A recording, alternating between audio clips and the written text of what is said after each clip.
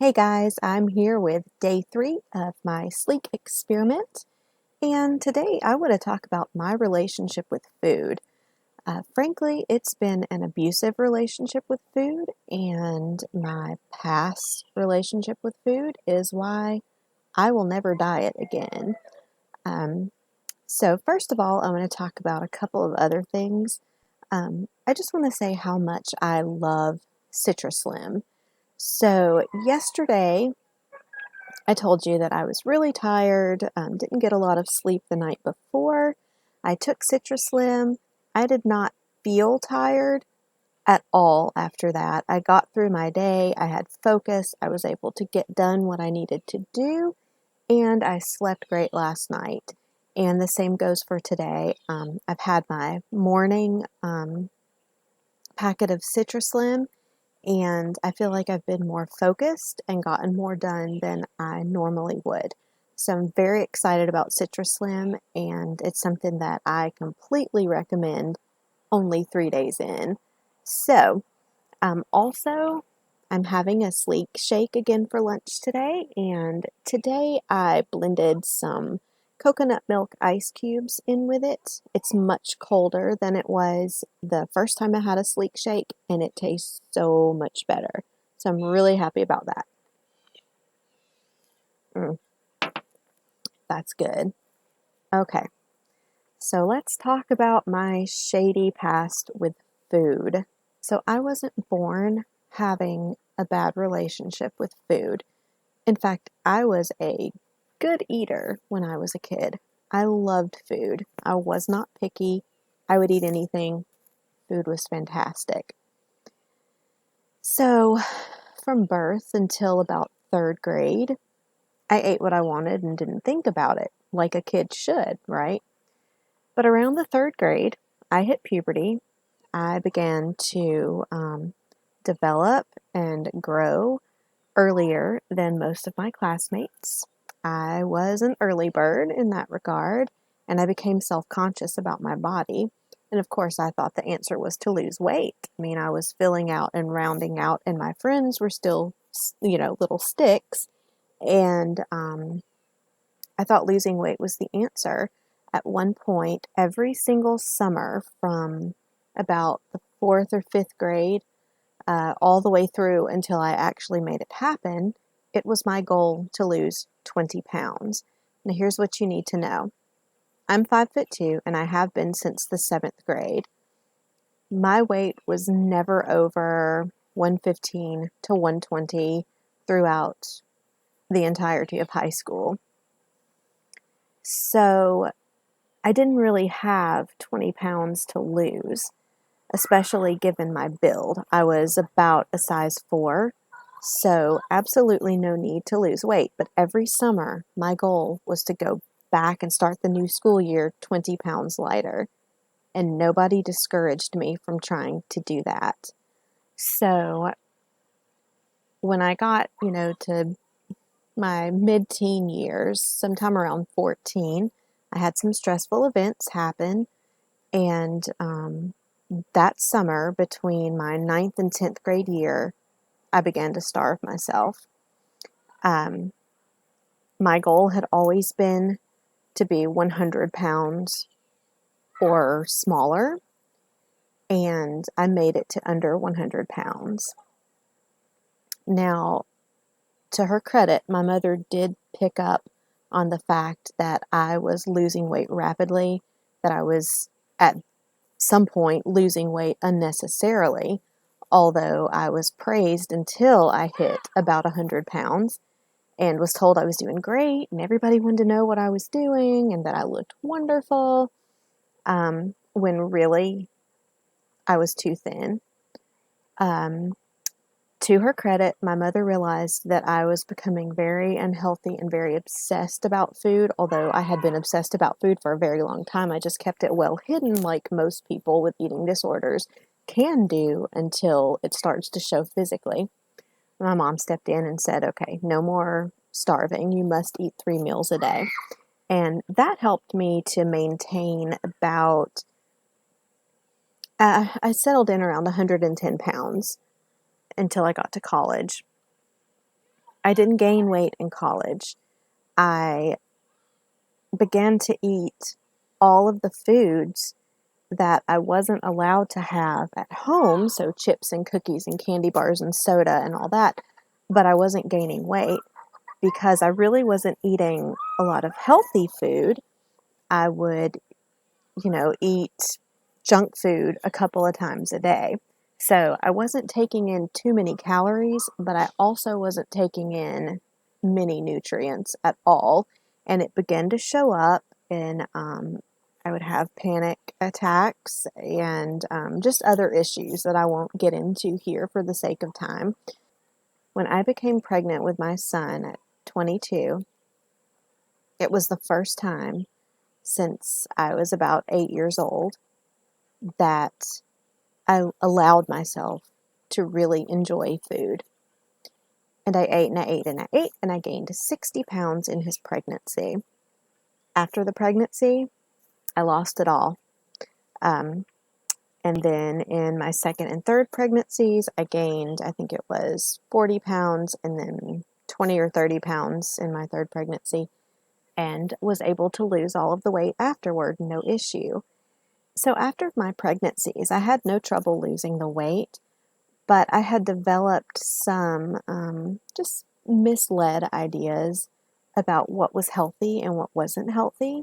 So I thought things like cereal bars and canned soup and skim milk were healthy foods. Because that's what we're told, or that's what we were told at that time. This was the early to mid 2000s.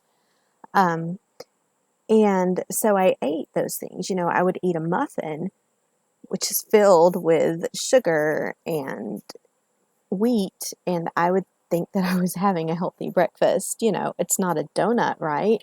When in reality, probably has more sugar than like a plain glazed donut. So I was making choices based on what I thought were healthy foods, but in fact they weren't. So my youngest was born in 2006, and by 2010, I had started to gain weight. It was happening rapidly, and I went from about 140 pounds to close to 200 pounds over probably a 2-year period. And I was having lots of health issues. I went to the doctor. I was put on some medications, and I decided, I believe this was early 2011 maybe, I decided like this will not work. I'm not going to be on medication for the rest of my life. And furthermore, I probably wouldn't be on medication if I wasn't carrying around so much extra weight. So I discovered real food at that time. Actually, it all started for me through reading Weston A. Price's book, and the Weston A. Price Foundation, the information and the books that they suggested, and I discovered that what I thought was real food was not actually real food, and I changed my diet. Within 2 months, I had lost 40 pounds and was off all of my medications and wasn't having any health issues whatsoever. So I eventually settled in somewhere around 140 pounds. I had gone from like a size 18 down to was probably a 8, maybe a 10. Was super comfortable with my body, was working out, had no pain, and it was wonderful. And then life got stressful. I took a job outside of the home and was working full time. And because of the stress and the lack of exercise and the emotional stress eating, I gained most of the weight back. And this was eating real food. I hadn't gone back to eating prepackaged and boxed and, processed food. I was still eating real food, but I was gaining weight again. So I quit my job about a year ago to become self-employed. And I lost 10 pounds right away just from not being stuck behind a desk all day anymore. And over the last year, as I've kind of settled into life, working for myself and being home with the kids all day again, um, I have not found a place for exercise. And so I've also indulged myself more. Even if it's real food, you can still eat too much of it. And I've just kind of allowed myself to do whatever I want. I'm recovering from the stress of working full time and homeschooling, and I was in grad school for part of that time, and I was trying to build my business, a couple of businesses, while I was working full time. So I took the last year and just kind of just let myself heal from the stress of that situation and just kind of do whatever I wanted. And those 10 pounds came right back on. And that's where I am today. I know that it's time to tighten things up, get kind of, a hand on the eating. Even if it's real food, you can still eat too much of it. I'm a prime example of that. So I kind of feel like my body has an easy set point at around 140 pounds. So even though I'm only 5'2", I believe my body naturally would kind of settle in around 140 pounds, and to be back down to like 120, 115 pounds, I would have to work really, really hard, and I would have to be restrictive.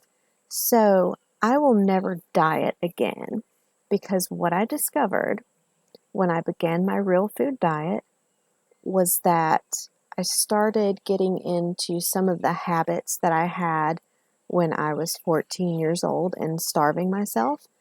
I started to restrict myself so much that I felt like there was nothing I could eat. So um, I knew what real food was and what real food wasn't, and I was so scared to eat foods that weren't perfect that I restricted what I could eat so severely that I couldn't leave the house without bringing my own food.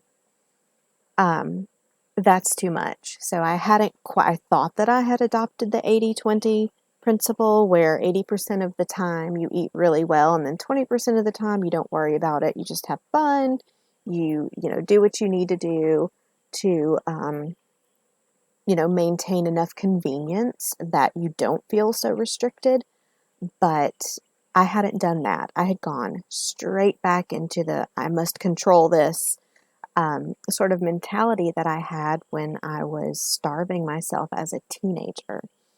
And that is the trap that I will fall into if I ever try to diet. If I ever say, I want to be 120 pounds and I'm going to eat this many calories a day until I get there, and I'm going to work out, for this amount of time, I'll fall back into it, and then I will become obsessed with it, for lack of a better word, and I will overdo it. And that is not only unhealthy, but it's not sustainable. I don't know if I can maintain 120 pounds, which is my ideal weight, somewhere between 115, 120, if you were to look at a height weight chart. I don't know that I can maintain that for the rest of my life without becoming obsessed with it. Either by necessity, because it's so difficult to maintain because my body has that 140 pound comfortable set point, or because I would just fall back into old habits, which are so easy. So my goal is to not lose a certain amount of weight. I am calm about this. I am taking this 30 days to take stock of my habits and to see where I can replace some bad habits that I've fallen into in order to be healthier, and in order to like the way that I look in clothing and, have fun with fashion and that sort of thing. So for me, this Slique experiment is not about getting to a certain weight. It is about shaking things up, making myself take notice of any bad habits I've developed, and having a sustainable plan to eat what my body needs, eat food that is nourishing, and some percentage of the time just relax and enjoy food. So I won't be saying, no more pizza, no more ice cream, no more French fries. No, I would never say that. Never. But pizza, ice cream, and French fries are going to be a very small part of my diet. And when I do have them, I want to enjoy them. I want to fully enjoy the moment, enjoy the flavor, enjoy the company of the people that I'm eating with. And the rest of the time, when I'm hungry, I want to eat for nourishment. It's that simple. So some people can go on a diet and say, I want to lose 20 pounds, and they do it and they lose it, and they never obsess about it. They just do what they have to do to get to the weight, and they do it in a healthy way, and they're done and they maintain it. Some people can do that. I can't do that. So why am I telling you how much I weigh, and why will I be telling you my measurements and how much I'm losing? Well, if you are watching these videos because you're interested in the Slique products and you want to see how they work, then I want to show you, yes, I use these products and I exercised and I ate a healthy diet and I was able to lose weight doing it. So because I'm taking this Slique experiment as a 30-day, let's see what happens, there's no room in that for me to become obsessed. I simply take the Citrus Slim twice a day. I have a shake, a Whole Foods shake, when I don't have the time to prepare a healthy lunch, and I'm just taking it casually. So for me, it's all about a relaxed approach and healthy, nourishing food and fun food without any guilt every once in a while. And that's it. That's the only way that I'm going to maintain. So that kind of shows you where I've come from, where I'm going, and how I'm maintaining a healthy relationship with food despite my past struggles to do so. Okay, until next time, see you guys later.